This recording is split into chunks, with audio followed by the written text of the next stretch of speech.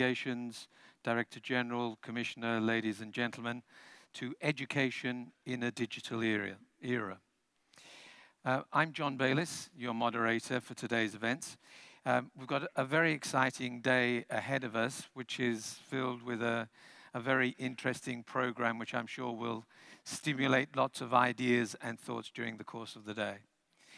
As befits our topic, the whole event is being web streamed, and we can be followed on Twitter at #EdDigEra. And we'll be holding some polls both for online and the audience who are present here today, but I'll explain some more about that later. For our opening session, we have 4 distinguished guests. Stefania Giannini is the Italian Minister of Education, Universities and Research. Before she became minister, she held several posts related to education and research, and she herself has been a professor of glottology and linguistics, as well as rector of Perugia University.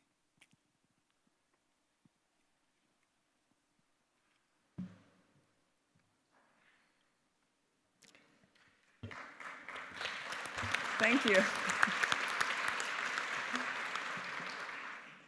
Good morning, everybody. And let me thank, first of all, the European Commission for having organized this very relevant event today on such a relevant topic. And let me also send my greetings to the new Commissioner of Education and Culture in Europe and the President of the European Committee about Education and Culture. Well, I love titles because titles describe our orientation in the discussion. Anyway, the title of this conference today means focuses on a very crucial question, in my opinion, which is the role of education in a very, very changing world. In my opinion, education is traditionally the place of memory and knowledge of each society, the place and the way to maintain this memory alive and to deliver this huge heritage to next generations. In other terms, education systems can become, and they usually are, the most important driver of changing by means of their capacity to maintain, to preserve traditions. So, our question now in Europe is how can we combine these 2 different missions, these 2 different dimensions, the conservative and the innovative ones, in a very efficient, updated, and well-reshaped model of education for Europe. Let me emphasize some general premises, just to check if we do agree about them. Digitalization is not simply a question of new technologies. It should be reductive, maybe also wrong, to consider the digital revolution primarily or exclusively a technological revolution. I see 3 different levels of change. First, the most obvious. Technology, of course, plays a central role as it offers new media, new means of producing and consuming knowledge. Technology, too, dramatically lowers the cost of innovation and reduces the distance between people. So as a consequence, and this is the second very important change, in my opinion, is the most relevant one, the impact of a deep technological change is at a societal level. Secondly, then, the digital revolution is first and foremost a civic revolution because it brings along a wider and increased transparency of data because it leads to new ways of participation to knowledge, in the knowledge creation process, and because it creates new rights and new duties. First, new rights and new duties that must be known, that must be studied, that must be investigated now. The right to be correctly informed and the duty to well and correctly inform. Third, and this is another very important change, maybe it's not so obvious, but we have to face it. And the digital revolution is also an epistemological one, because it radically changes the way knowledge is created, transferred, and disseminated inside our society. These three different levels interact in the daily teaching learning process in terms of new approaches to the gathering of evidence and different organization development of information, and finally, in terms of finding new forms of contacts with the target audience. Just to mention some of the most relevant changes at this level. So, educators' and students' attitudes, expectations, and form of fruition will change significantly, and we couldn't simply pour all contents into new formats. This is the risk we have on our table today, without rethinking not just how to communicate, but also what we choose to communicate. I think that we do believe, and we know very well, the reason why we choose this different way to proceed. In other words, I do believe that this is the time, this is the right time, that serious attention must be paid to the social and human impact of digital education. And this is the real meaning of the title and of the focus of our conference today. And that's what we did as rotating Italian presidency of the European Union. That's what we did just discussing with our colleagues in Europe and also elsewhere. And our common feeling, if I can try to summarize, is that you shouldn't disregard the essential and resilient role of human relation in education. This is one of the main topics I think we also have to consider today. Because the daily interchange between pupils and scholars, the intellectual link between teachers and students, should benefit from the digital revolution, not be damaged by its diffusion. In this sense, I think that education should be taken at its broadest meaning, thus including school, the schooling process, higher education, and lifelong learning. These are the most important levels we have to refer to. Again, while technological advancements and changes are largely fungible, attention to the social and epistemological and pedagogical aspects on the issue needs a more varied and nuanced approach to educational provision at different stages of life. And this is one of the main objectives that the new commissioner, the new European Commissioner agenda will have, I think. Well, I want to describe in very, very short summary the initiative we're running on in my country at these three different levels, starting from the school. You know that school education is one of the basic pillars of our society. And in Italy, last September, we launched a policy package for a long-term reform of our educational system. This government, the Italian government, is seriously committed with this reforming process, and we demonstrated our commitment just putting in the last stability law that our government is discussing now in the Italian parliament, 1 billion euro for the next year, 2015, and 3 billion euros for the next 3 years. It's a lot of money. It's a lot of money which demonstrates a strong commitment in the reforming process of the education system of my country. We called this project in a very simple way. I must mention in Italian, sorry, La Buona Scuola. It sounds in a very clear way, I think, in all the different languages of Europe. I should say the good school, or the best school in English, die gute Schule, La Bonne École, and something like this. But the content is how can we change our education system, just considering the framework I tried to summarize in the first part of my introductory speech.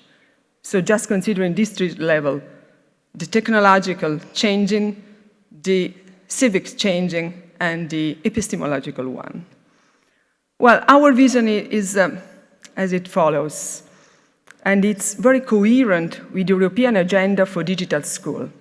It holds three main building blocks. I try to summarize. The first refers to teachers, the second to the context, the third one, and it's not the last one, to the pupils, to the students' skills. As far as it concerns of teachers' training, we do think that only well-trained teachers should do a very good school and should change the way they transfer knowledge to their students. This is the basic assumption we have on the basis, on the ground of our project. And I think that training should not be focused on learning that the technology itself, but on applying technologies to practice educational and pedagogical innovation. And only in this way, I think, we'll get the most out of our teachers and we'll assure the kind of continuous innovation needed to inspire our students. Secondly, we must remind ourselves that our schools are full of, I should define them, silent innovators. And we have to reward them, and we have to valorize their role in the teaching-learning process in the class daily. That's the reason why we put teachers in the very central core of our project.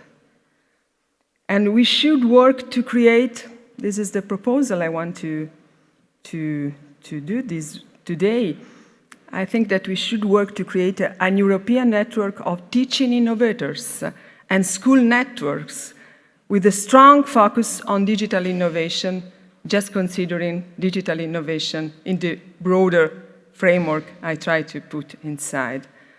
And in this way, we'll ensure localized innovation at school level in any country of Europe. The second question is, how can we make the best context we can for our schools? We know that we need to make sure didactical environments which can exploit the full potential out of technology, and we should concentrate our efforts, that's true for Italy, I think also for other countries, on what we can call ending the digitalization job. For each school to be fully connected and use up-to-grade and innovative tools that most evidently are able to enhance our students' skills. Because we must have better school labs, interactive surfaces, Wi-Fi connectivity in each school of the country. And this is the second strong commitment we have. And third, last but not least, new skills for our pupils, for our students, including coding and media literacy. Let me say that we need to refresh the skills we teach at school and to innovate the contents and methods of what happened in European classrooms, which is the main objective at this level. In my opinion, digital skills and media literacy are the center of the new vision of European education system. In the 21st century, literacy means very different things. It's not simply to be able to use in a very native and natural way technology. It means, for instance, foreign language, to have a very, very good, high-profile competences in foreign languages. It means maths and economics. It means, of course, more than ever, computing, digital, and media literacy. That's the reason why we place digital literacy amongst the new languages that must be spoken in this century. And we do think that this is one of the most important political and cultural priority for Europe too. So we did something about it. We introduced a very exciting for students, exciting for teachers, considering the reaction they had, a very exciting initiative, which is the program The Future, and we aggregated association, universities, business, companies, in order to have a true mobilization and bring the coding to as many primary schools as possible. 4,000 people have registered just in a week, and we are going on, we are running fast in this way. And this is the first sign in order to be coherent with the digital agenda of Europe. The second level, which is relevant and very important for us too, is the higher education changing system. Europe can lead the way in charting new ways in which we teach and learn also at the university level. We have a long-term tradition of changing our system of creating knowledge and transferring knowledge to the next generation, starting from the Middle Age. And universities are an European creation, we know very well. And we've been reinforced in this belief by the report on new modes of learning and teaching in higher education, which has been issued in October by the high-level group on the modernization of higher education in the European Union. And namely, I agree with their findings about the future coexistence of the traditional model of delivery, which will continue to provide a large portion of higher education. I think we must conserve, we must maintain, we must reinforce for some aspects, and new modes of delivery whose contribution will be invaluable and essential for the future. In my opinion, this is a very clear situation where we are not asked to choose between old and new. But we have to find out the most fruitful way to integrate a rather static system, which has remained so far for the past thousands years, more or less, with new findings and new opportunities. And if we'll be able to integrate these two dimensions, again, the conservative one and the innovative one, I think that will have a clear and positive impact on higher education provision. And we can support a force within the Bologna process and European Union modernization agenda to enhance the quality and to extend the reach of higher education across Europe and also in the rest of the world. One main topic, I see two key words at this level. The first one is access. We want to build a Europe of learners for whom learning opportunities are plentiful and easily accessible at various stages in their lives and careers. Lifelong learning is one of the basic projects and one of the basic processes we have to run if we want to have a better educated society which can successfully face the big societal challenges. This is not by chance that Horizon 2020 concentrated in the field of research on some basic pillars that we defined, that you defined, the big challenges of Europe and the big challenges which Europe is sharing with other countries. Let me mention the South Mediterranean about migrations, about the relationship between aging society and very young society. So, what can we do in Europe to make more accessible the higher education for our students? I think that traditional on-campus courses will remain a central part of the experience of higher education for an increasing number of pupils. But we should be realistic about the fact that this rather short period of the life learning time cannot be exhaustive, cannot be enough for learning and training later on as the cultural and technological landscapes evolves and change, and new jobs demand ongoing training at a high level. So we have to mix two different systems.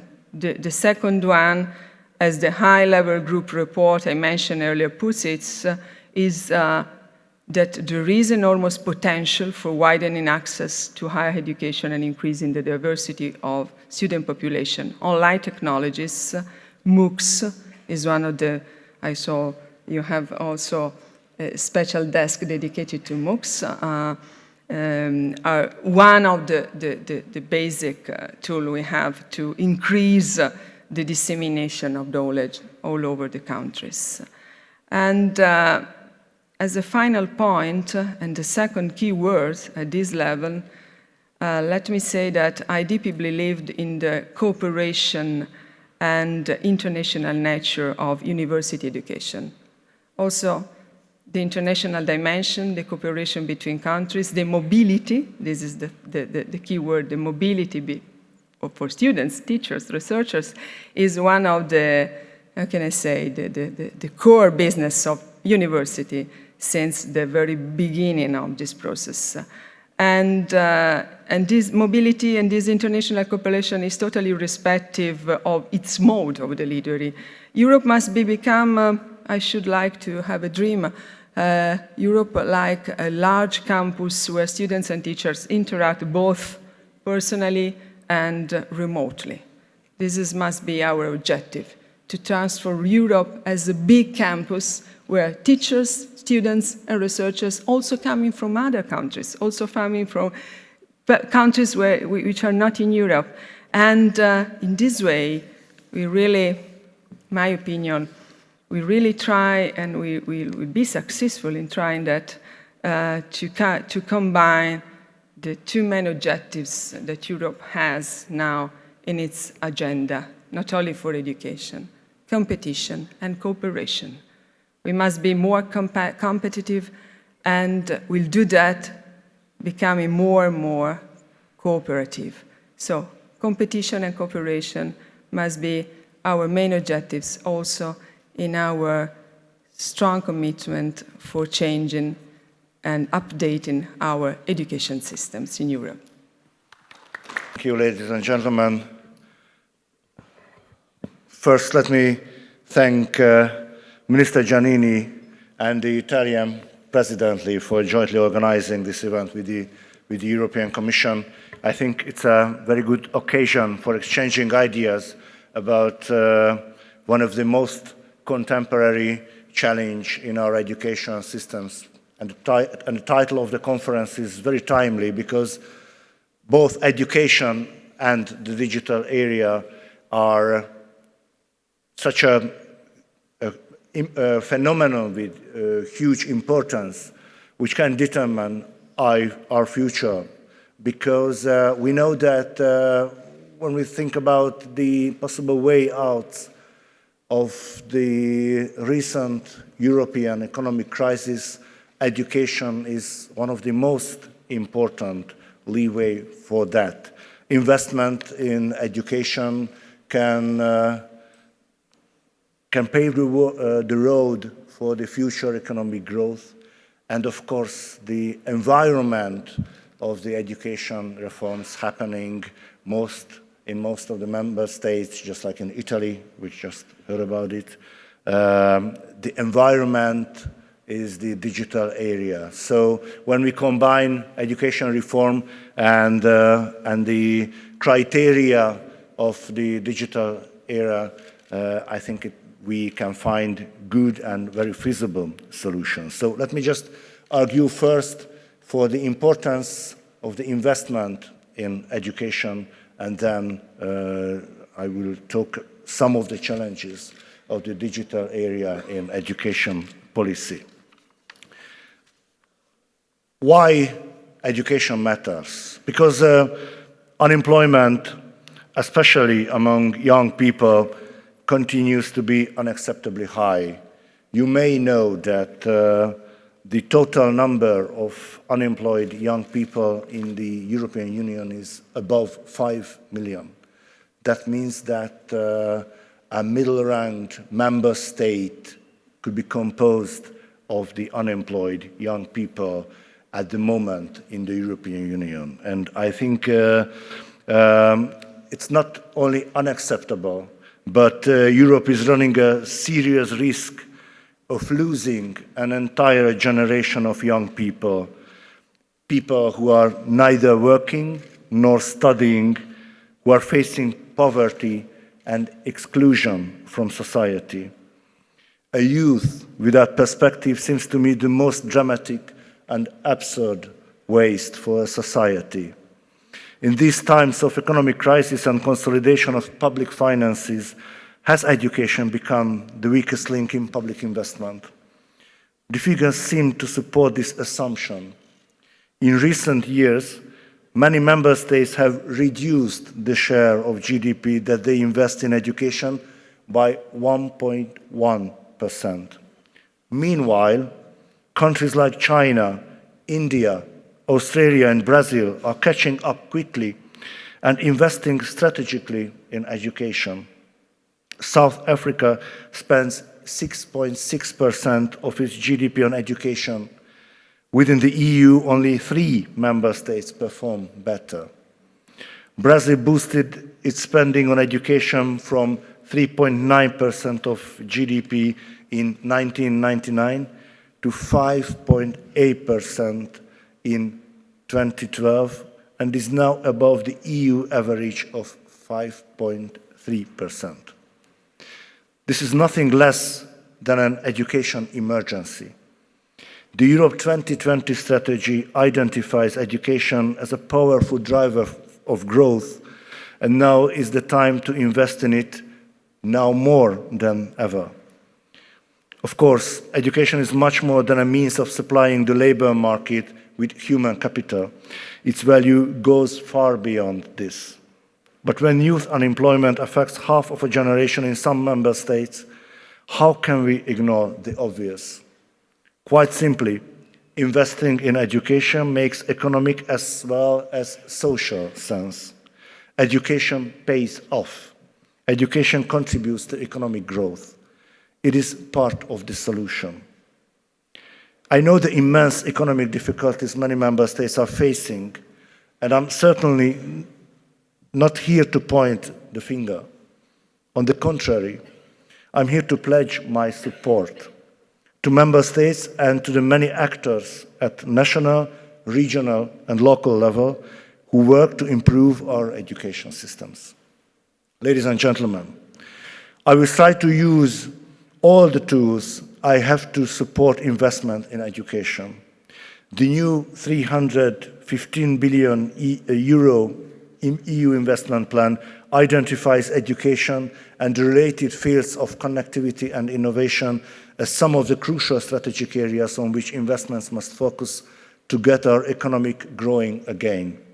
And rightly so. Money is scarce, so we have to spend scarce resources wisely, concentrating on good ideas. Ideas that will leverage private sector and other investment and boost economic growth and job creation in Europe. We have one distinct advantage. Good ideas for concrete projects in the field of education are not scarce at all. Financing innovative learning laboratories, stepping up cooperation between universities and businesses, and improving the infrastructure in certain rural areas and localities with marginalized communities, these are just a few examples of how investment in education will contribute to reviving economic growth. Strengthening the role of digital technologies in education and adopting new ways of teaching and learning will play crucial roles in this recovery. Digital technologies challenge teaching methodologies and the way our schools are set up.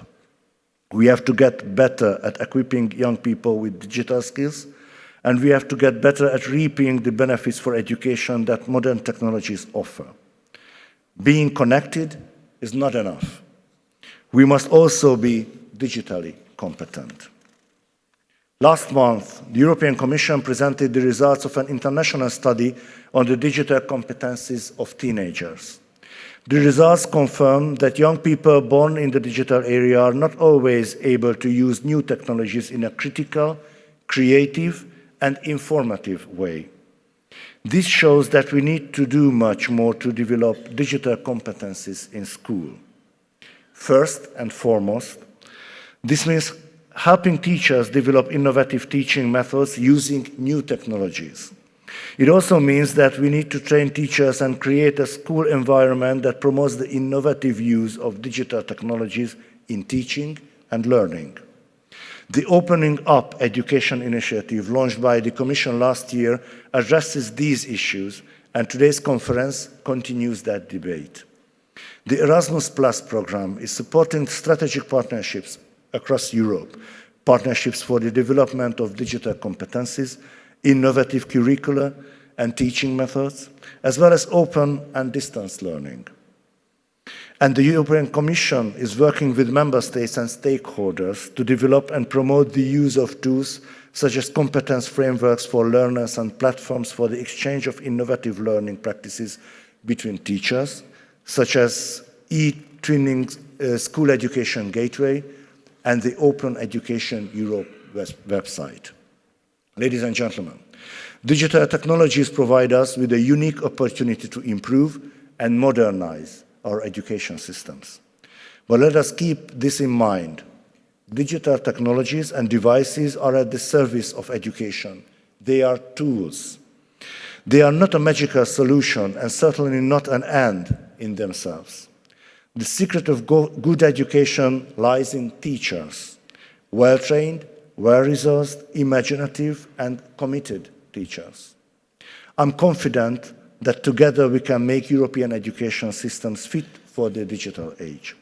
If we invest wisely in our education systems, if we are creative and remember that education is always about people and not gadgets, we will pave the way for a return to long-term economic growth in Europe. Let's get started. I wish you an inspiring conference. Thank you. It's a pleasure to be here, ladies and gentlemen. It's a great pleasure also to be here with Minister Giannini, with Commissioner Navracsics and Lord Puttnam, and to start a debate on the potential of the digital education, the progress made on the EU agenda of opening up education. And also maybe that we share the commitment to create an effective European education space in the vision of long life learning. And I agree with many things that before I heard.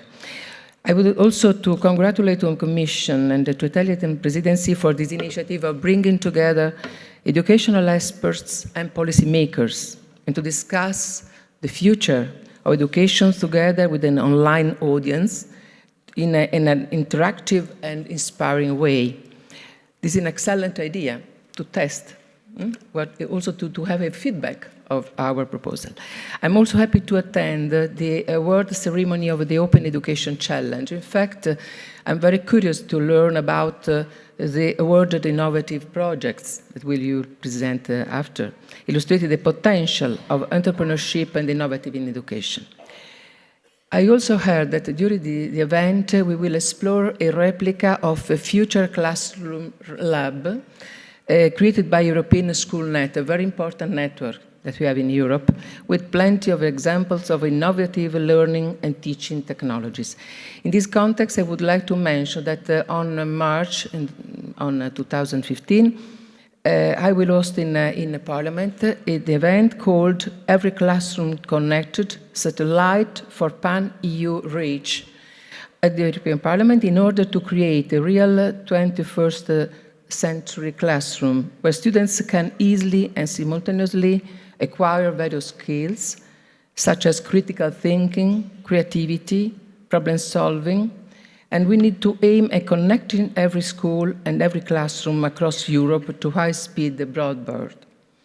I would like to invite there both DG Connect and DG Culture and Education, also for giving a good example of how create synergies and cross-sectorial activities between different DGs, which is, you know, Commissioner, one of the key elements behind the new Commission structures. We have to integrate the two aspects also, as you and Minister Giannini suggested before. It will also serve to foster education priorities inside the digital agenda and investment plan recently presented by President Juncker.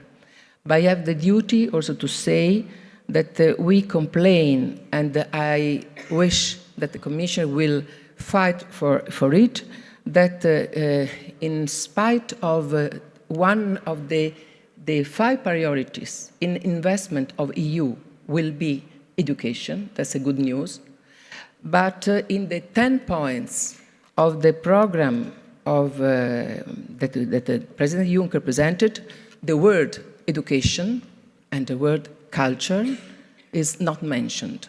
And so we have to work together in this direction, also with the help of the Italian presidency, I hope. We all know that education systems and learning methods are dealing with a digital revolution. In fact, digital breakthrough will allow everyone, from young learners to higher education students, and in a perspective of long life learning, and teachers, to choose how to learn, how and where to learn, to study, or to teach. Despite that, the school model that still prevails in all European countries is the Tayloristic model, conceived to spread a mass education and widespread literacy. This education system has successfully accomplished its work. It provided essential tools to exercise active citizenship and contributed to the development of an industrial society. Today, however, our society is deeply changed, while our educational system remains the same. If we look at the future classroom lab developed by European Schoolnet, we can observe a different scenario, not only related to the furniture or equipment, and I agree with the word that I heard before. We sense that behind this teaching space, the activity takes place in a different way, no longer centered on the lesson or the transmission of knowledge, but on the construction of knowledge, which in the digital natives occurs following a reticulated rather than sequential pattern, thanks to the advantages offered by the digital opportunities. Ideally, in future, learners and teachers will be able to connect and learn across digital products anywhere, was it at work, the school, or the home. Our task is to keep pace with this movement. The best way to invest in technologies, however, is to invest in human resources. And since all European countries are going through this time of transformation, it would be important to open a common line of intervention in order to support a European in-service training. This could foster an important change, contributing to the promotion of new teacher training solutions which combine the use of technology tools with a strong attention to relational and emotional dimension of education and of knowledge. Today's agenda is built upon 3 key areas in the future debate today in the context of digital education: quality and the relevance of learning, increasing the impact of the educators, and addressing education inequalities. 3 topics very interesting that I'm very interested to hear your debate. At the Committee on Culture and Education of the European Parliament, these issues are constantly discussed and referred to in different contexts. And I would like to mention the 2 most recent and relevant European Parliament resolutions. The first is adopted in October 2013, was the first one, on rethinking education, report on rethinking education. The second one was the resolution on new technologies and open educational resources adopted in the first months of 2014. I would now like to say a few words on the 3 key areas in light of the parliamentary work and to share with you my personal views as regard the future of opening up education. Quality and relevance of learning. We know that in light of the current economic crisis already recalled, alarming youth unemployment rates throughout Europe, one of the most important challenges facing the member states is to provide young people with quality education that's relevant and helps prevent job mismatches. We know that we have many, some say about 2 million workplaces, but not with a mismatch with the competence and the skills that the young people have. And so we have to work also only on this field. Open education resources can play a crucial role. They provide flexible learning pathways and help improving the quality and accessibility of formal, non-formal, and informal learning. That's another challenge that you have to deal with. So the EU institutions should, together with the member state, look for ways to provide free, high quality, suitable and accessible online teaching materials. It's also important to raise awareness of the fact that even though creating digital infrastructure can be costly at the first hand, in the long run, open education resources will dramatically reduce costs in the field of education, in particular the cost of high quality educational materials. And there is a very important field for research, European research, and for entrepreneurship, and also to invest at economic level in this field.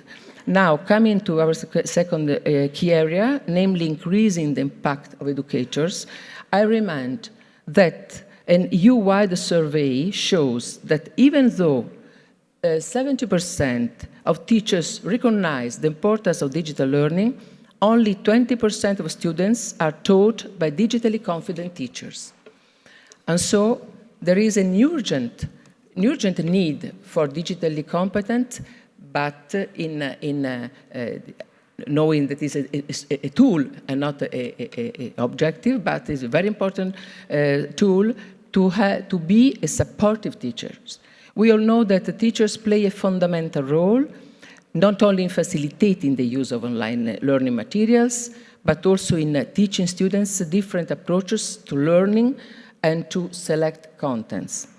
That's why the Committee on Culture Education has on many occasions encouraged the member states to invest in high-quality teacher training. That's the first, as Minister Giannini recalled, the commitment that you have to share at the European and member state level by investing in the areas of methodological experimentation, meta skills, reflexive, proactive, and critical thinking skills, and soft skills.